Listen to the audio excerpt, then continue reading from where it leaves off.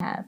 But when we speak about church couple goals, those are dictated by how marriage is portrayed within the church. What do you think of that, babe? Wow, I think it was very surprising for me when I got married to this lovely woman who was just a lovely church girl. And then we got into our house, and the first year of our marriage, we were fighting, you know. I started thinking, I'm like, is she really a Christian woman?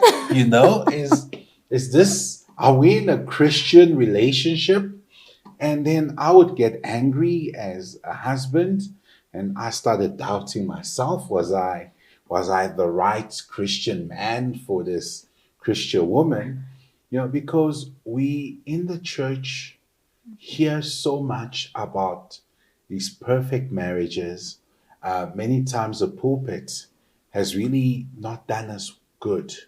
As much as the pulpit has inspired us to get married, you know, in a world where there's so many bad examples, it is encouraging to have a pastor and a wife who are, you know, giving Happily us married. a happily married picture, you know, and which is so we're not condemning any pastors or men and women of God for, you know, just being happily married.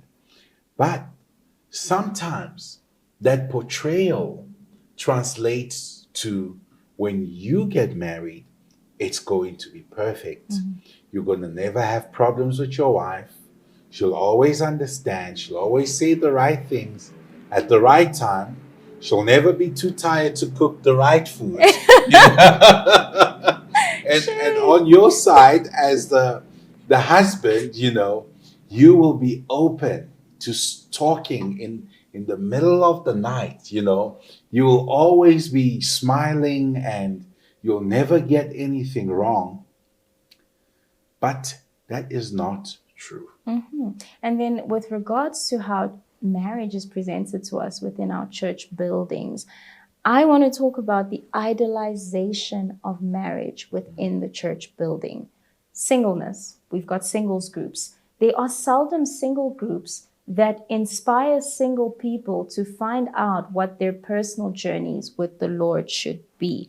I mean, we've got Jesus in Matthew 19:11-12. And he speaks of 3 reasons why people can be eunuchs or not have the desire for marriage. He says some people are just born without the desire.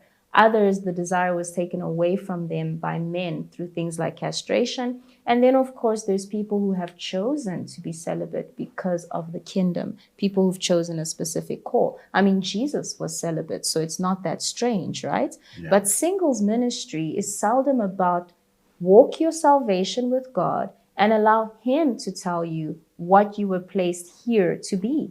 Instead, singles ministry is mostly geared or angled towards getting you married. And marriage has become the prize. In fact, if you're not married, there are certain things that you cannot do within the church building.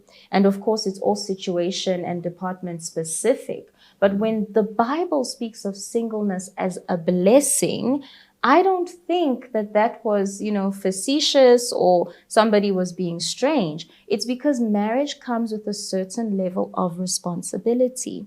And with